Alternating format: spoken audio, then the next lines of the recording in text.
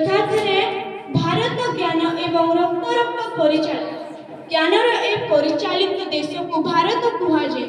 ମୁଁ ଏ ମୋ ପବିତ୍ର ମାତୃଭୂମିକୁ ପ୍रणिपात କରି ଆରମ୍ଭ କରୁଛି ମୋ ବକ୍ତବ୍ୟ। ଆଜି ହେଉଛି ଫେବୃଆରୀ ମାସ 21 ତାରିଖ। ଏହି ଦିନକୁ ଆମେ ପ୍ରତ୍ୟେକ ବର୍ଷ ମାତୃଭାଷା ଦିବସ ରୂପେ ପାଳନ କରିଥାଉ। ପ୍ରେସିଡେଣ୍ଟଙ୍କୁ ସ୍ୱାଗତ କରୁଛି। ତାଙ୍କର ଆସନ ପ୍ରତ୍ୟେକ ମଣିଷ ପାଇଁ ଏହା ଏକ ଗର୍ବ ଏବଂ ଗୌରବର ଦିବସ। ଏଠାରେ ପ୍ରଥମେ ମୁଁ କହିବାକୁ ଚାହେଁ ଯେ ମାତୃଭାଷା କ'ଣ? ନିଜର ଆଞ୍ଚଳିକତାର ଭାଷାକୁ ହିଁ ମାତୃଭାଷା କୁହାଯାଏ। ଏହା ହେଉଛି ମାର ଭାଷା ବା ଆମର ଭାଷା।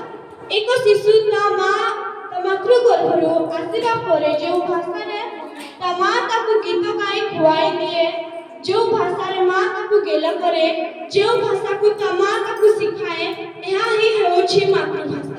ଏହା ହେଉଛି ସବୁଠାରୁ ସୁନ୍ଦର ଏବଂ ସରଳ ଭାଷା, ଆମ ମାତୃଭାଷା। ଏ ମାତୃଭାଷା ମାଧ୍ୟମରେ ଦେଶ ଦେଶ, ଜାତି ଜାତି, ବ୍ୟକ୍ତି ବ୍ୟକ୍ତି ମଧ୍ୟରେ ପ୍ରେମ, ଭଲ ପାଇବା, ଶ୍ରଦ୍ଧା ସ୍ଥାପନ କରିବାରେ ସାହାଯ୍ୟ କରେ। ଜାତି ଜାତି ମଧ୍ୟରେ ଥିବା ମନୁଷ୍ୟର ଏକତାର ସୁରକ୍ଷା ପାଇଁ ମାତୃଭାଷା ନିହାତି ଦରକାର। ମାତୃଭାଷାରୁ ବି ଏକ ରାଜ୍ୟ ପରିଚୟ ମିଳିଥାଏ। ମାତୃଭାଷାର ଅଭାବରେ ଏକ ରାଜ୍ୟ ଦୁର୍ବଳ ହୋଇ ପଡ଼େ ଏବଂ ଆନ୍ତର୍ଜାତିକ ସ୍ତରରେ ନିଜର ମର୍ଯ୍ୟାଦା ହ୍ରାସ ପାଏ। ସାହିତ୍ୟ ଏବଂ ମାତୃଭାଷା ଏକ ମୁଦ୍ରାର ଦୁଇ ପାର୍ଶ୍ୱ ପରି। ଯଦି ସାହିତ୍ୟ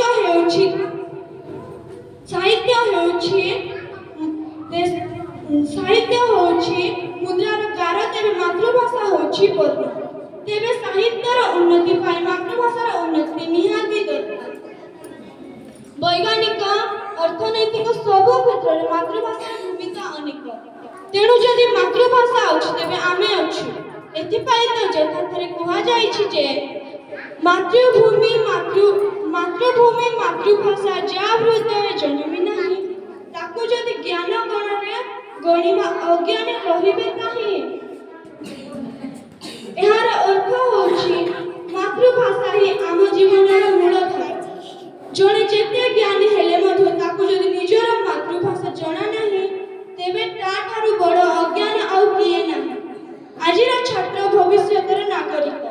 ତେଣୁ ଆମ ମାତୃଭାଷାକୁ ଆହୁରି ଉନ୍ନତି କରିବା ପାଇଁ ଆମ ଛାତ୍ର ସମାଜ ଚେଷ୍ଟା କରିବା ଆବଶ୍ୟକ ଏବଂ ମାତୃଭୂମିକୁ ଏକ ଉଚ୍ଚ ସ୍ତରରେ ନେବା ପାଇଁ ଆମେ ସବୁ ସଂକଳ୍ପ ନେବା ଉଚିତ। ସ୍ୱଭାବ କବି ଗଙ୍ଗାଧର ମେହେରଙ୍କ ଭାଷାରେ ଉଚ୍ଚ ହେବା ପାଇଁ କର ଯେବେ ଆଶା, ଉଚ୍ଚ କର ଆଗେ ନିଜ ମାତୃଭାଷା। ଏତିକି କହି ମୁଁ ମୋର ବକ୍ତବ୍ୟ ଶେଷ